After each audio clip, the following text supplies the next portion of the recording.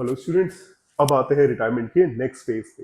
Retirement के next phase में हम मुलाकात करते हैं अलग अलग रिजर्व्स के साथ। देखिए, किसी भी पार्टनरशिप फॉर्म में बहुत सारे रिजर्व्स होते हैं।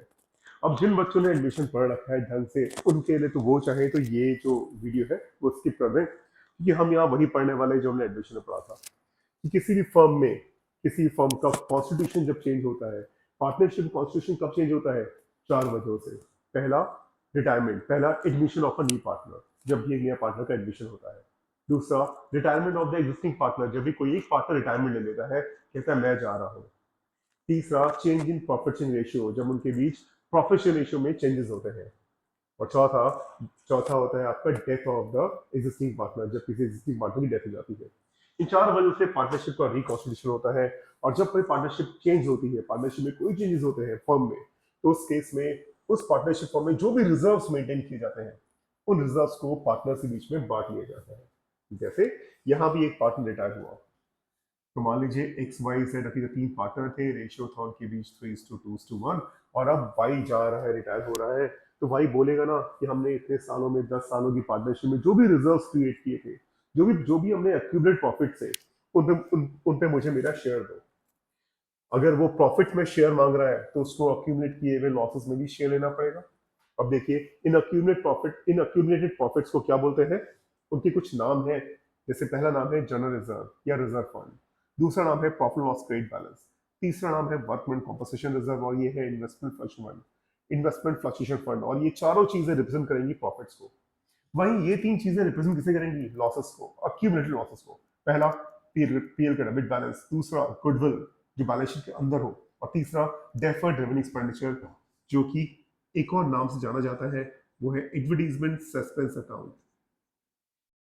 एक और ही बोल सकते हैं रिसर्च एंड डेवलपमेंट एक्सपेंडिचर। तो ये दोनों डेफर्ड एक्सपेंडिचर कहलाते हैं। याद रखिए, ये सारी चीजें, ये जो आपकी, ये जो मैंने 6 चीजें लिखी हुई है साथ, general reserve, PL credit balance, workman compensation reserve, investment fluctuation fund, PL का डेबिट बैलेंस, गुडविल और डेफर्ड एक्सपेंडिचर में, ये दोनों एडवर्टाइजमेंट और रिसर्च एंड डेवलपमेंट एक्सपेंडिचर, ये सब कुछ बैलेंस शीट के अंदर आएगा। प्रॉफिट्स में जो अक्यूमुलेट प्रॉफिट जिन्हें बोलते हैं, जो कि ये चार है, ये आपको दिखाई देंगे बैलेंस शीट में लायबिलिटी साइड पे, और ये आपको दिखाई दे सकते हैं बैलेंस शीट में असेट साइड पे। जब भी आपको कोई क्वेश्चन में ये सब दिखे, तो इनको हमेशा ओल्ड रेशियो में डिस्ट्रीब्यूट कर देना चाहिए। मैं आपको समझाता हूँ इसकी जर्नल एंट्री कैसे होगी। वैसे तो हम यही सेम टॉपिक एडमिशन में पढ़ चुके हैं, और इस टॉपिक की एक डिटेल्ड क्लास मैं आपको अलग से बना के दे दूंगा, तब आपको शायद ढंग समझ में आ जाएगा। और अभी हमें क्वेश्चन करना है, तो उसके लिए जल्दी समझ लेते हैं। याद रखिए, जैसे मैंने बताया, ये सारे हैं अक्यूमुलेटेड प्रॉफिट्स। तो जब इन प्रॉफिट्स को आप बांटोगे आपस में, जब इन प्रॉफिट्स को आप आपस में बांटोगे, तो हमेशा इसको बांटने से कैपिटल क्रिएट हो जाती है। मैं एग्जाम्पल देता हूँ। जैसे जनरल रिजर्व एक अक्यूमुलेटेड प्रॉफिट है, बचाया हुआ रिजर्व, है ना। अब आप बोलेंगे सर, ये रिजर्व बनाते क्यों है? बहुत रीजन होते हैं रिजर्व बनाने के। जैसे हमारे घरों में ना, आपकी आपकी एजुकेशन के लिए आपके पेरेंट्स ने कुछ पैसा इकट्ठा किया है, वैसे ही पार्टनरशिप फर्म्स भी अपने बिजनेस को एक्सपैंड करने के लिए बहुत सारे रिजर्व्स क्रिएट करती है। और ये जब रिजर्व्स क्रिएट होते हैं, तो ओवर द ईयर्स इनमें पैसा जमा होता रहता है, और फिर ये रिजर्व इतने बड़े बन जाते हैं कि जब भी कोई पार्टनर रिटायरमेंट लेता है, तो वो कहता है मुझे ही मेरा हिस्सा दो, बिकॉज इतने सालों से इन रिजर्व क्रिएशन में मेरा भी कॉन्ट्रीब्यूशन रहा है। आइए उस पार्टनर को उसका हिस्सा कैसे देते हैं, देखिए जरा। जब भी पार्टनरशिप फॉर्म में एक पार्टनर रिटायर होगा, तो वो डिमांड करेगा मुझे रिजर्व मेरा मेरा हिस्सा दो। तो देखिए क्या एंट्री होगी। याद रखिएगा, कोई भी प्रॉफिट जब डिस्ट्रीब्यूट किया जाएगा, तो पार्टनर्स कैपिटल हमेशा क्रेडिट हो जाती है। तो एंट्री होगी general reserve account debit, general reserve account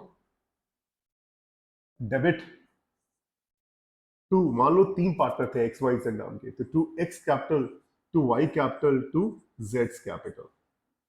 मतलब जो भी पैसा पड़ा है, उसे बांट दो ओल्ड रेशियो में। किस रेशियो में बांट देना चाहिए?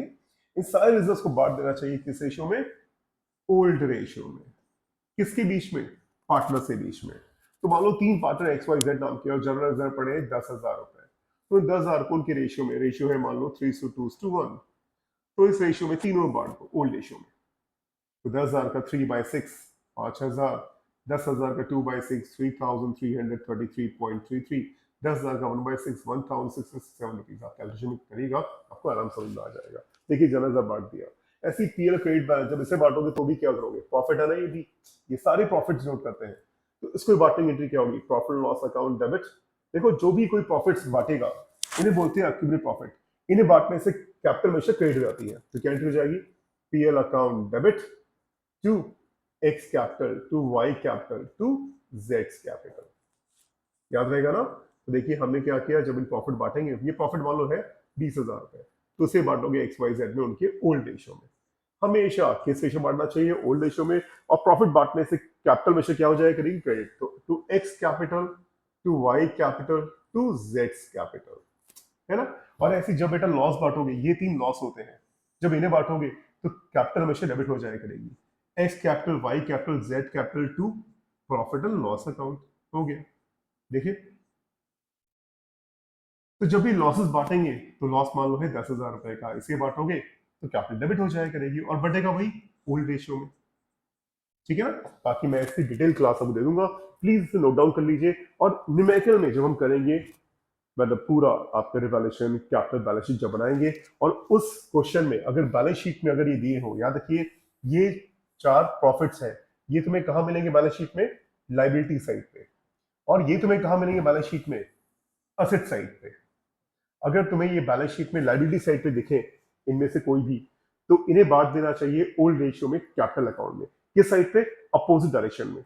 ऐसे ये तुम्हें दिखे तो इन्हें बांट देना चाहिए कैपिटल अकाउंट में डेबिट साइड पे, किस रेशियो में, ओल्ड रेशियो में, किस साइड पे, अपोजिट डायरेक्शन में। अपोजिट का मतलब क्या हुआ, अभी क्वेश्चन करेंगे समझ में आ जाएगा। जो लोग पर्चे पढ़ चुके हैं एडमिशन, उनको समझ में आ गया होगा, जिनको नहीं आया प्लीज काम रहिए, इसको नोट डाउन कर लीजिए अपनी कॉपी में। और जब सिर्फ इतना जब नोट करिएगा आप, तो बस नीचे लिख दीजिएगा, these 7 figures are always distributed in capital account in old ratio at their opposite direction। बस इतना लिख दीजिएगा फुटनोट, और फिर हम आगे शुरू करते हैं।